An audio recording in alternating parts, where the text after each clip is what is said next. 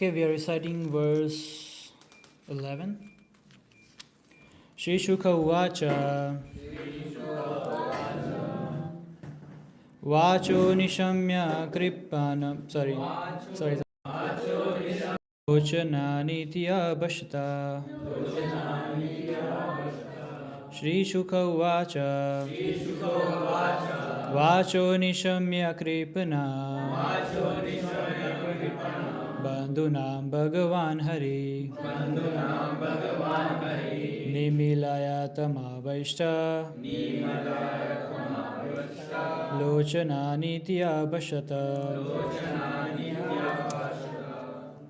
Shri Shukha Uvacha Vacho Nishmaya Kripanam Vacho Nishamya Kripanam Bandhunam Bhagavan Hari Nimilyatam Vaishta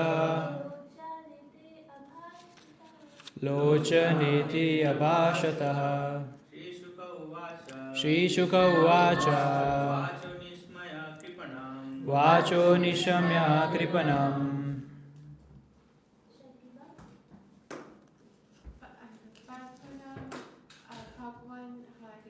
Bandhunam Bhagavan Hari Nimilayatam Vaishta Lochananiti Abhashata Shri Shukha Uvacha Vacho Nishmaya Kripanam Bandhunam Bhagavan Hari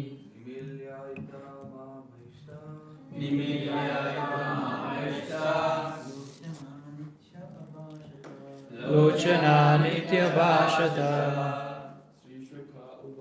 Shri Shukha Uvacha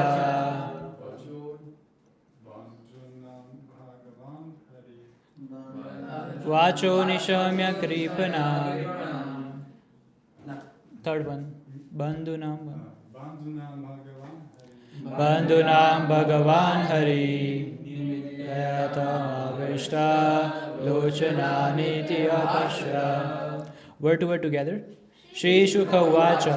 Shri Shukadeva Goswami said, Vachaha, the words, Nishamya, hearing, Kripanam, pitiful, Bandhunam, of his friends, Bhagavan, the Supreme Personality of Godhead, Hari, Hari, Nimilayata, just close, Ma Bhaishta, do not be afraid, Lochani, your eyes, Iti, thus, Abhashta, he spoke. Translation altogether.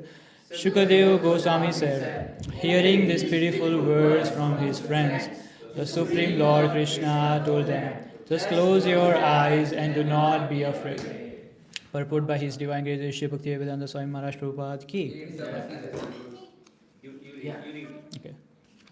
This verse clearly reveals the simple command relationship between Krishna and his pure devotee. The absolute truth, the Supreme Almighty Lord, is actually a young, blissful cowboy boy named Krishna.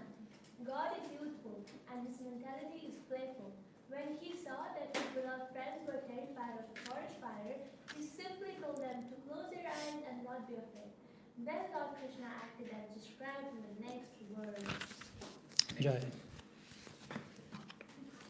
So this is a very small chapter. Many of the verses doesn't have purport. Only this one, and there are like two more, I guess, that has purport in there.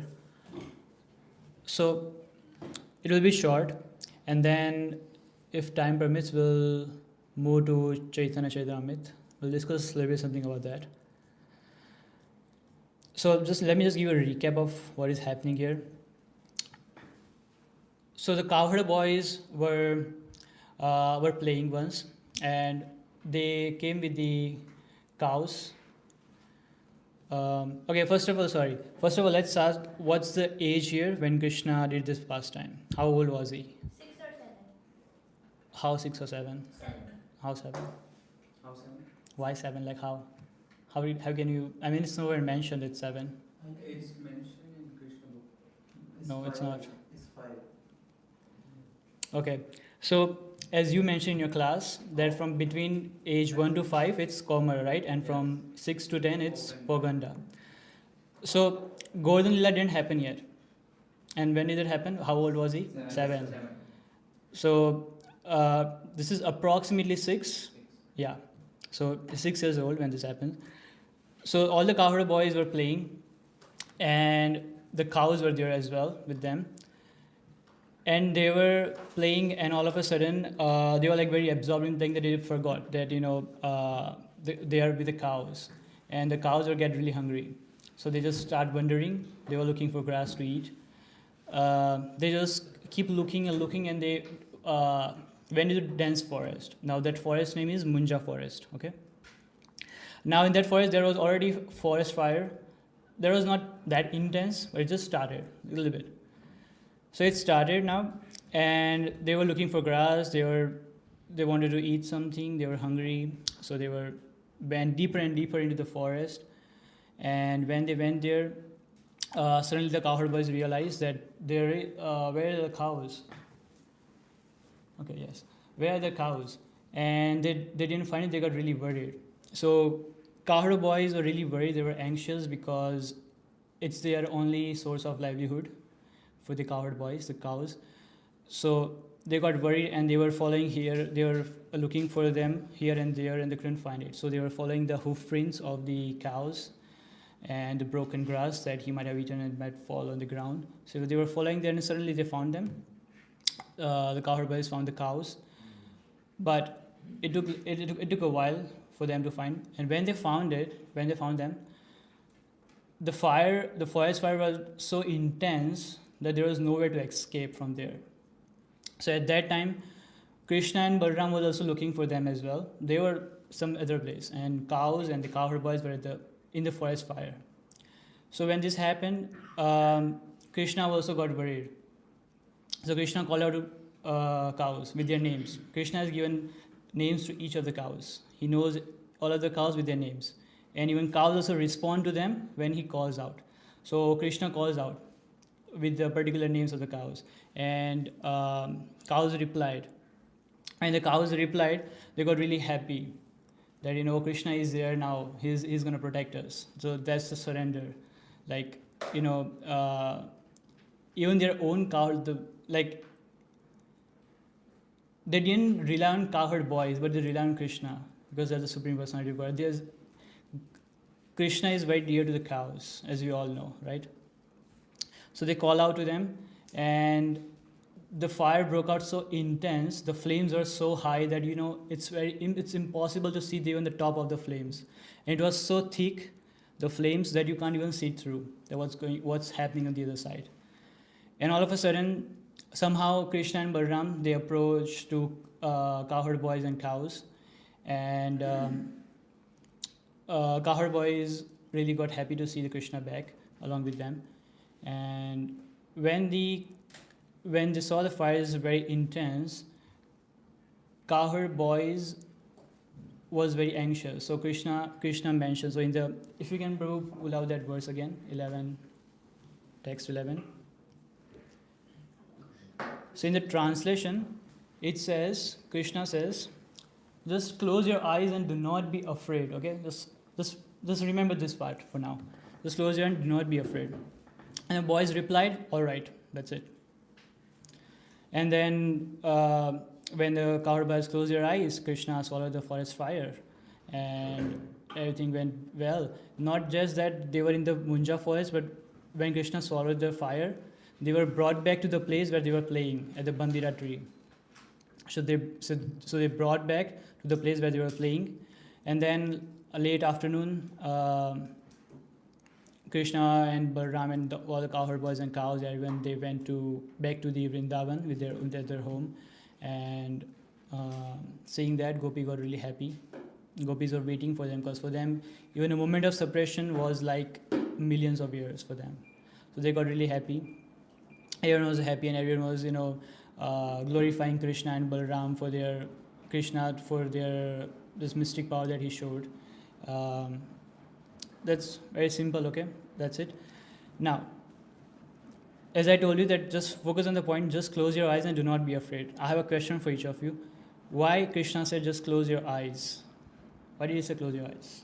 Oh, yes. So I heard it in Amrita Prabhu's class. He was afraid that the coward boys will tell Mother Yashoda that he drank the fire, and then Mother Yashoda will be like, okay, so in the beginning you were just eating mud and all sort of nonsense, and now you started drinking fire as well. But they already know now. They know that Krishna swallowed the fire. Okay, that's one point. Okay, let's see. And what's the other? Is there anyone else who want to? Yes. I would say what I got from this message was just an act of surrender. Yes. Perfect. Trusting him that he's going to take care of it. Yes. Any other points? No. Okay. So, from what I'm thinking, okay, this is my perspective. Because it's nowhere in the purpose mentioned that why he actually closed the eyes. So you'll have to use like your own brain and trying to dig into it. So the first point is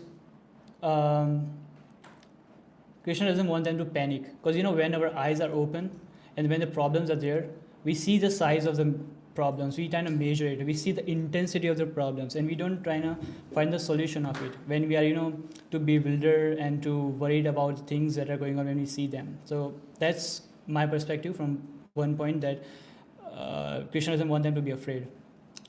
Okay. Second is Krishna wanted to know that what they will respond if I ask them that just close your eyes and do not be afraid. What did the cowherd replied? All right, that's it. They didn't argue that how will you solve a fire?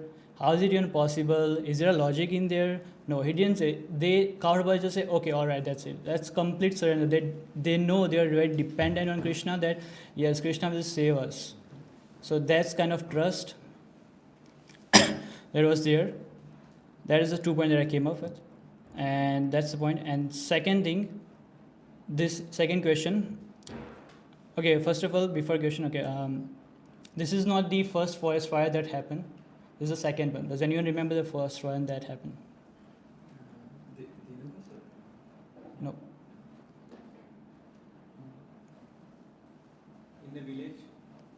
When exactly? It's very close. 2-3 chapters ago. Yes. Yeah. After Kalyan. Yes. And do you want to share what exactly happened there? I told them. He gave class. He was like, this was the first fire. This is not the fire which Krishna swallowed. This was not. This was not the fire which Krishna swallowed. Krishna swallowed this fire. Both? Yeah, both. Okay, so what happened? Right after Kalia pastime, everyone was very tired, okay? Everyone, like literally everyone, every Vrajapasi. So they were at the bank of Yamuna, and they were so tired, so hungry, so thirsty, that not even a single one of them went back to home, back to their home. They all took the shelter there's a tree near the bank of Yamuna. They all took a shelter of that tree. They slept there, okay? Now, in the middle of the night, the forest fire broke out.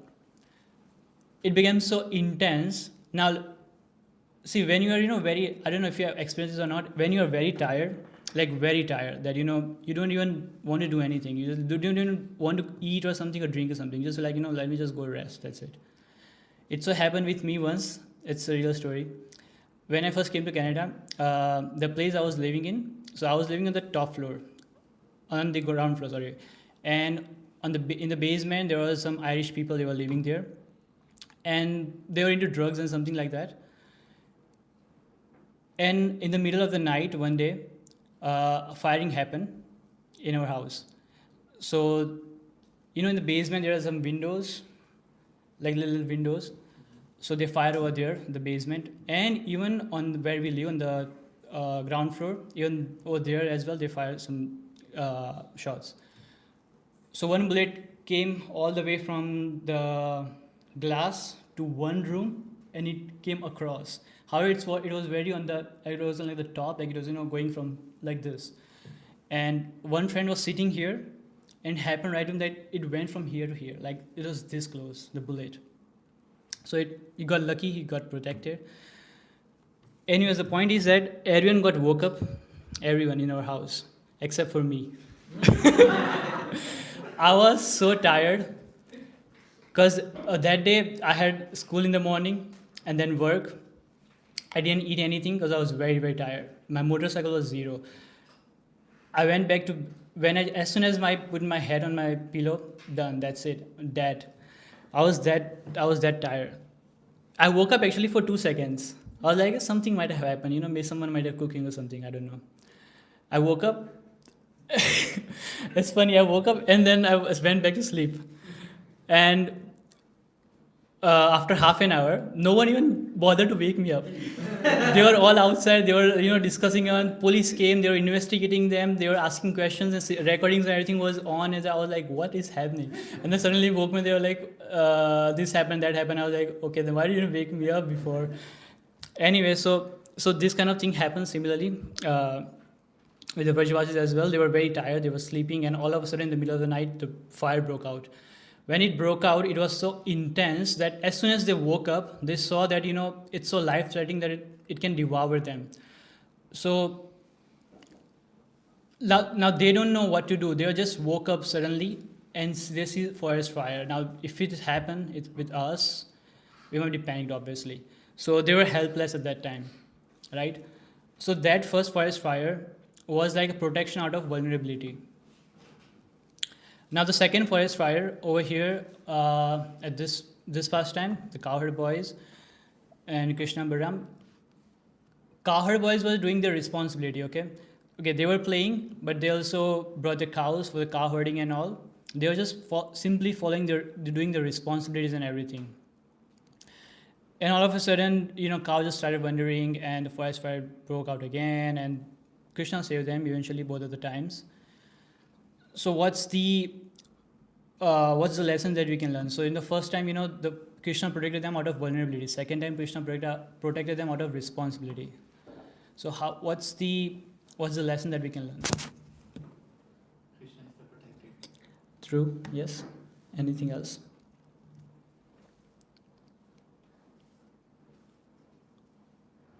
Okay.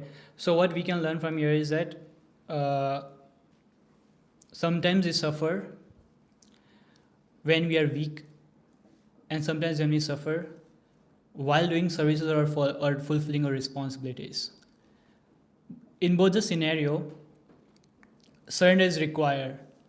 Whether you are weak or not, whether you're happy or not, whether you are enjoy or not, surrender is required. So the main point here is surrender, as you said. I think surrender, I believe. I think that's a pretty much story about it. And there's this verse, 1866. Sarvadharman parityaja mamekam sharanam vraja aham tam sarva papebhyo mokshashyami ma suchaha. So Krishna says sarvadharman parityaja. Sarva means varieties, dharma means religion, parityaja means tyag, just abandon all the varieties of religion, just surrender into me. Krishna says, when you surrender into me, I will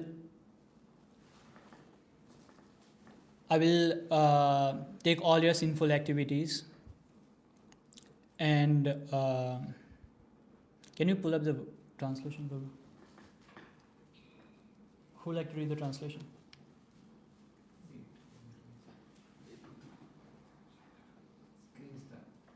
So, the last part of the translation is really good.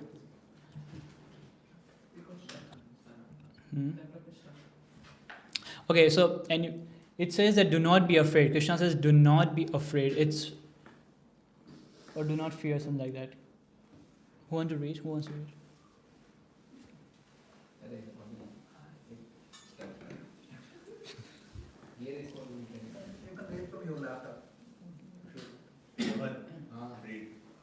Me.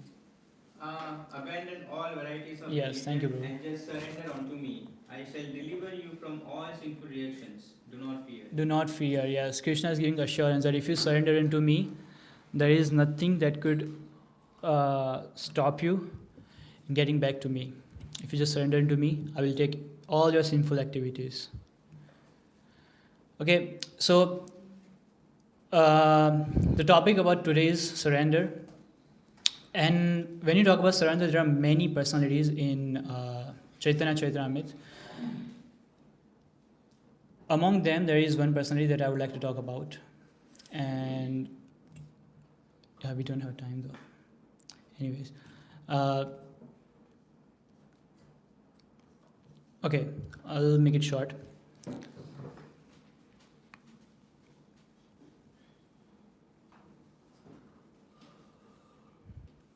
Okay, so once, there's a tree. Behind that tree, there was a boy. That boy was 8-year-old, okay? 8-year-old.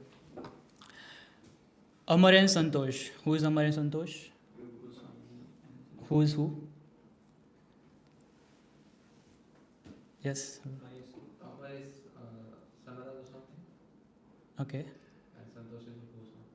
Yeah, that's true. That's the easy way to remember. Like the karmic name starts. The karmic name S is the opposite of their spiritual name. Yeah, thank you. So Santosh is Rupa and Amar is Sanatan.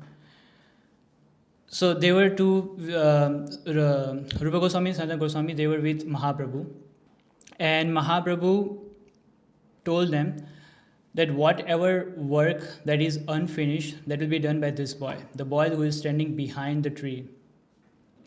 And that boy was Jiva Goswami. He was 8 years old.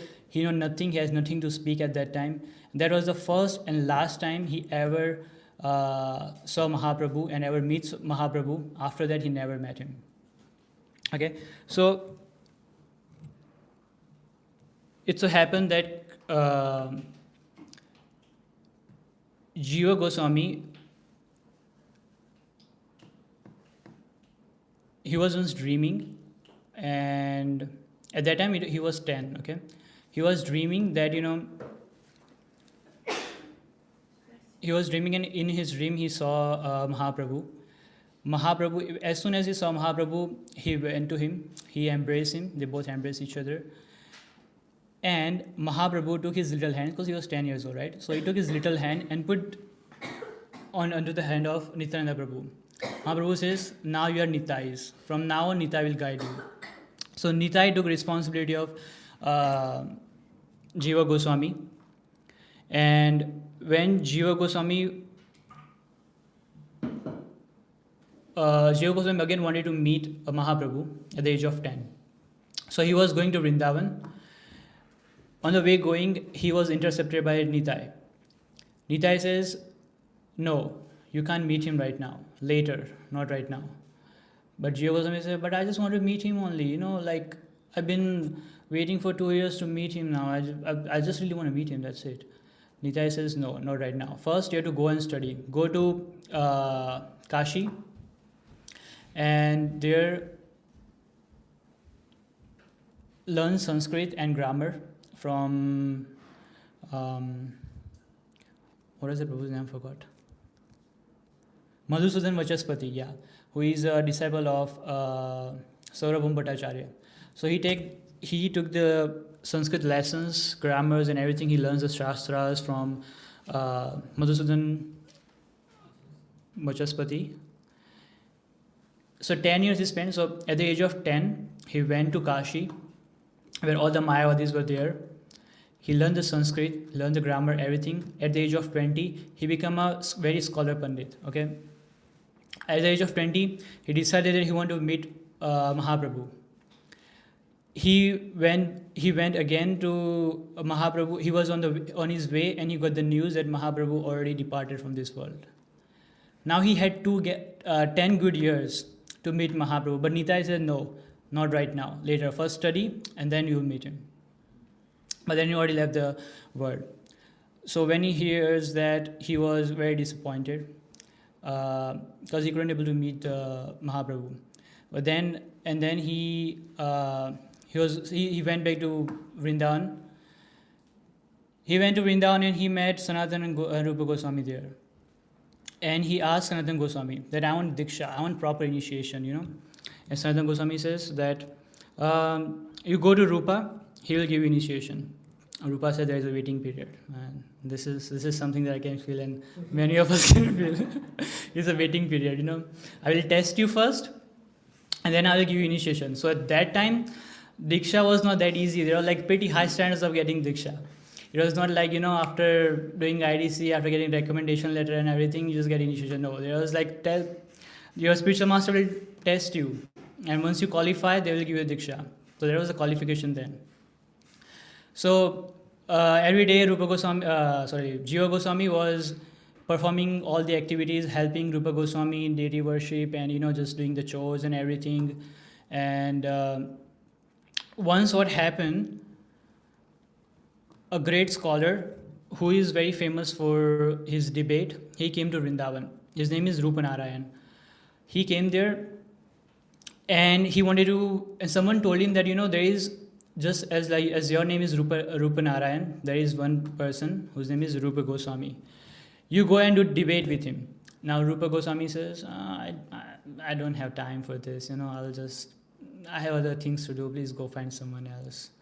Then now Rupa Narayan said, no, I will not accept defeat like that. You first write me down in a paper that I, Rupa Goswami, got defeated by Rupa Narayan. Rupa Goswami said, okay, I'll do that.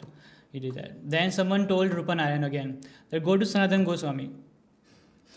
So he said, he went to Sanatana Goswami and he asked that, let's do debate. Sanatana Goswami said, I don't really have the mood of this, you know, I have many other things to do. So he says, so please find someone else. So Rupa Narayan said, no, write it down that I, Sanatana Goswami, accept defeat from Rupa Narayan. So Sanatana Goswami said, okay, he wrote it down. Then someone told him that go to Jiva Goswami. Jiva Goswami, now they all are, you know, in disciplic succession. Sanatana Rupa Goswami is a disciple of Sanatana Goswami. Jiva Goswami is a disciple of Rupa Goswami. So then when it comes to Jiva Goswami, Jiva Goswami also says the same thing that, you know, yes, I don't have the time either. I know I have many other things to do. I have to serve my Guru Maharaj. And so, yes, I will not going to do this. So Rupa Narayan said, okay, then write it down that I accept defeat from me. As soon as Jiva Goswami took that paper and he was about to write, he saw the names of Rupa and Sanatan. He saw that it says, I, Rupa Goswami, accept defeat from Rupa Narayan. I, Sanatan Goswami, accept defeat from Rupa Narayan. When he read that, he just couldn't believe that he knew, Jiva Goswami knew that my Guru Maharaj would never defeat, not from someone like you. And so Jiva Goswami says, I will debate with you. So Jiva Goswami did debate with Rupa Narayan for 7 days. He won the debate. The only purpose of him doing that is to prove the world that, you know, that my Guru Maharaj and my Guru's Guru Maharaj can never be wrong. So he did that, and when he won the debate, Jiva Goswami, he got that paper, and as soon as he got the paper, he burned them, and he didn't want the world to see that paper, that, you know, that his Guru and Guru Maharaj got defeated. Even so, Srila Prabhupada, thanks to Srila Prabhupada and Kaviraj Goswami, we still know now. But so when this happened, Rupa Goswami get to know about it, that, you know, Jiva Goswami is doing debates. So he called Jiva. He called Jiva, and Jiva says, and Rupa says, I heard that you are doing debate. That was in Vrindavan. Jiva Goswami said, yes, because, you know, like, I know that you can never be wrong. That's why I don't want the world to know that you got defeated by someone like Rupa Narayan. So that's why I did it. Rupa Goswami says that in Vrindavan, there is no place for arguments, correction, debate. So Rupa Goswami says that never ever do that again. Jiva Goswami says, okay, I will not do that again, sorry. Then after some time, Vallabhacharya ji came to Vrindavan. When he came, Rupa Rupa Goswami was writing something. At that time he was writing Nectar of Devotion. So on paper he wrote down 3 words: Bhukti, Mukti, and Pishach. Bhukti means The desire for sense enjoyment. material desires, yes. Mukti means liberation, and Pisach means witch. So the Rupa Goswami wrote in the intention that the desire of having material desire, the desire of having material desires and liberation is witch. Now that Vallabhacharya saw that and he took it in a wrong way. He thought that how come Mukti can be a Pisach? I mean, Mukti Devi is glorious, like Arvind is yearning for Mukti, liberation. So he was like, how can you correlate the Mukti with Pisach, with witch? So he didn't like that, and Vallabhacharya said, you made a mistake, please correct this. And Rupa Goswami, out of his humility, said, okay, I will correct it. I'm sorry. At that time, Jiva Goswami, he was fanning Rupa Goswami. And when he was fanning him, his heart was burning from inside that, oh, how is it possible? My Guru Maharaj can never make any mistake. So Vallabhacharya ji, he went to Yamuna to take a bath.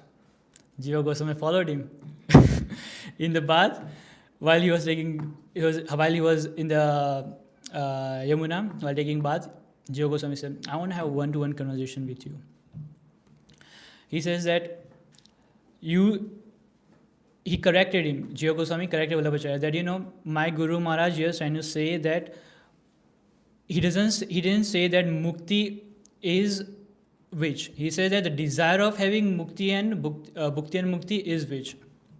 So when he corrected him, he realized that, oh, sorry, I made a mistake. I'm so sorry about this.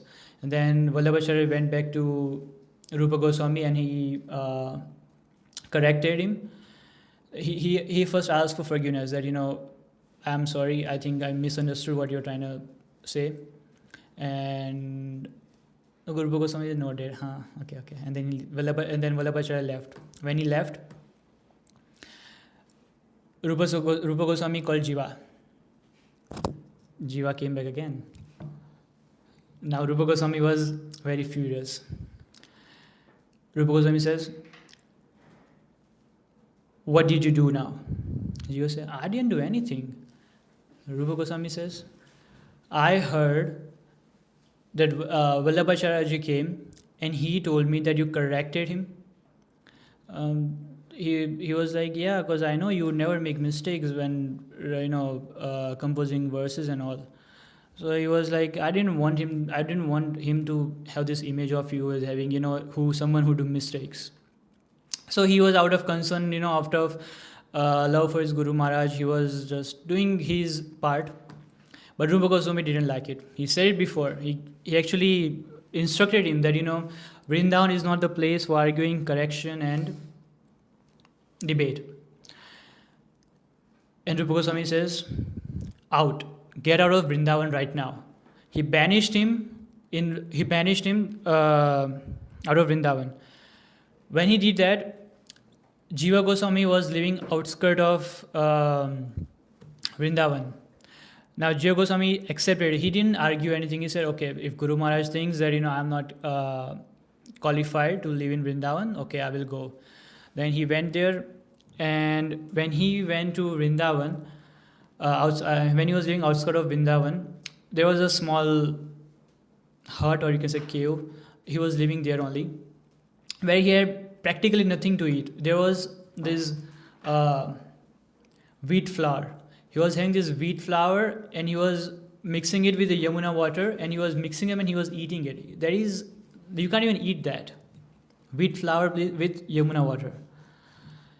In that condition, he wrote 400,000 verses. He composed 400,000 verses on his own. No one in any sampradaya has ever composed this many verses which Jiva Goswami did. And because of him, whatever we are learning right now, what we know about the Krishna is because of him only. So he didn't think about anything else. He was just totally, following his instruction, totally surrendered to his Guru Maharaj. He said, don't do this. He trying to, okay. I was going to take your example, but but anyways, he was just trying to simply follow the Guru Maharaj's instructions, and very, very dedicated, very surrendered to his Guru Maharaj, and he did all he can to serve him. He didn't think of anything else, but he was just giving out. He gave out. He composed his verses and everything. All he wanted to do was all he wanted to do is what he wanted to meet Guru Mahaprabhu. That didn't happen. Then Nitai was there. Nitai said, "I will take care of you." He did, but then Nitai also got busy in doing other services. Then he go to Sanatana Goswami. He says that I want initiation. He said no. Go to Rupa. Rupa will give initiation. Rupa Goswami says there's a waiting period. He waited. He did everything he could, but then he got vanished from Vrindavan. After everything, still he was thinking about us, all of us here, and many other devotees that, I have to do this. I have spent 10 years in learning this Sanskrit and verses and Shastras and grammars and everything. Now I should use it in a better way, right? So he did that for all of us, composed 400,000 verses on his own, and because of which we have this nectar right now. So just wanted to glorify him. And okay, this is very important. Oftentimes what happens is we are more involved in self-repairing. We're trying to self-repair ourselves, and we forget to surrender that time. When we too involved in self-repairing, that yes, let me get rid of my anarthas first, then I will go to Krishna, and then I will surrender. No, Krishna says first surrender into me. Gradually all your anarthas and everything will be washed away. So first surrender to me. Don't think of Krishna as his last option. Think of Krishna as the first option. I was listening to His Grace Vraj Bihari Prabhu, and in that topic he mentioned something about there is one formula he used to make decisions in his life. That formula called PAPAD, P-A-P-A-D. Okay, P stands for prayer. A stands for analyzing. So he says that first pray. Before you make any decisions, first pray. Once you pray, now what? You analyze the situation. You don't be like, yes, Krishna will take care of me. I have prayed him. That's it. I will not do anything. No, we have to do our part as well. We have to analyze all the situation, everything. So A stands for analyze. Guess what's the P is for? Yeah. He says pray again. Once you pray again, P-A-P-A-D. A stands for action. You did everything, you analyze everything. Now it's time for you to act.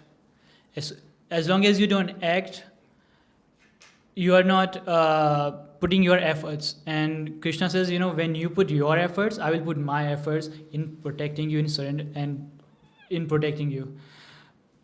So A stands for action. Now D.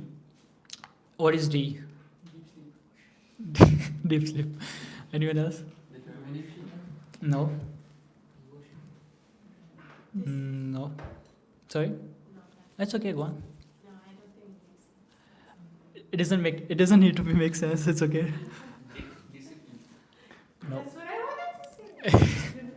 Wow. Do not hear. Something close. Devoted? No. Determination. No. Don't regret. So we regret oftentimes, that we make decisions. But see, as long as you don't do mistakes, the experience will not come. mistakes are necessary to get the experience. So once you act on something, don't regret that, oh, what if it goes bad, or what if it already has gone bad and you are like, man, I should have taken some other decisions as well at that time. You never know. We are trying all our best. Nothing is in our hand.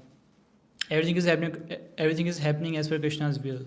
So take it as an opportunity that maybe there's something Krishna wants us to teach or wants us to learn.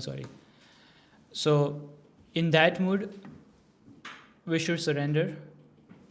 The other thing is, I wanted to ask, why we chant? To please Krishna. Okay? As in like to be accepted by Krishna, kind of? Something like to be accepted by Krishna. Yeah. What else? No. To don't go mental. So don't go. That's true. Anything else? To purify our heart. Okay. What if I say that Krishna has already accepted you and that's why you are chanting? Because if Krishna has not accepted you, just go outside and you'll see many people doing mundane things. Do you think Krishna has accepted them? I don't think so. Somehow or other not. If Krishna wouldn't have accepted us, then we would not have been chanting. We would not even be in his abode here, sitting. Right? So, I heard this 3 statements, again from His Grace Vajbi Hari Prabhu.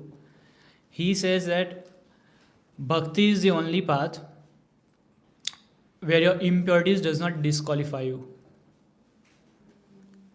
Second, he says Bhakti is the only path where weakness is the starting point. Can you repeat that again? First one? First one is Bhakti is the only path where your impurities does not disqualify you. Second is Bhakti is the only path where your weakness is your starting point. And third is Bhakti is the only path where material disease is a reason for the treatment. Material disease is not the obstacle of the treatment. It's very powerful. If you reflect on this, you'll go deep into it. Anyway, so I think we are out of time now. Any questions, corrections, feedback?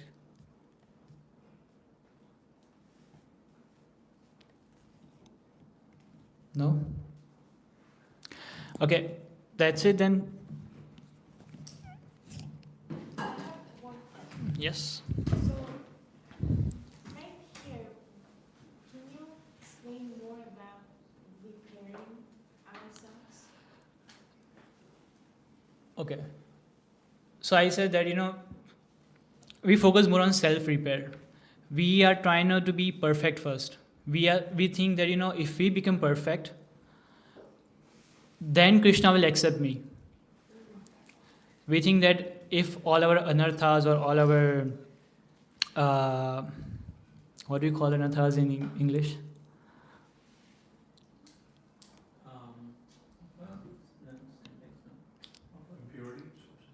Kind of, yeah. We think that if our impurities, okay.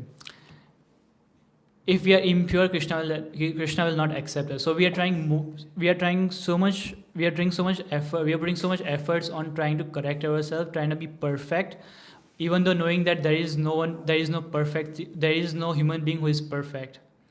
There is no jiva who is perfect except for Krishna. Only Krishna is perfect. He doesn't do any mistakes, while we do. And living in the material world, we will keep doing it. No matter how much you're trying to correct it, one problem will arise after another.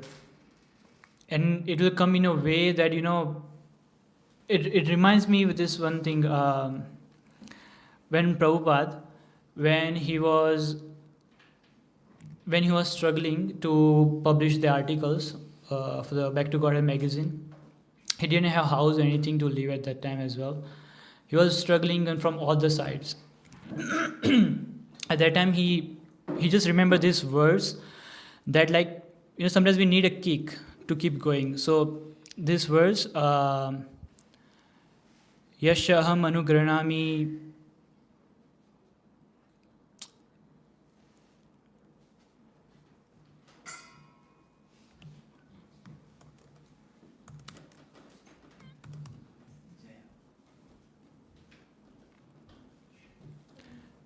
Yashaham Anugranami Harishetat Dhanam Shane Tato Adhanam Tejanti Yashya.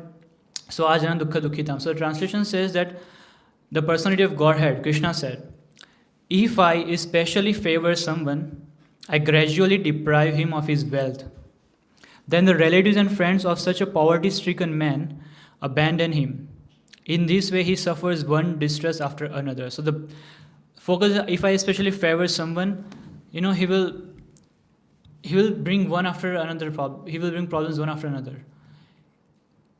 This is a special mercy that comes from Krishna for you to purify, because we have accumulated so many anarthas from last billions of years that it doesn't just go away in 2 months. And right now we are in the process of anartha nivritti. This is one of the hardest stage.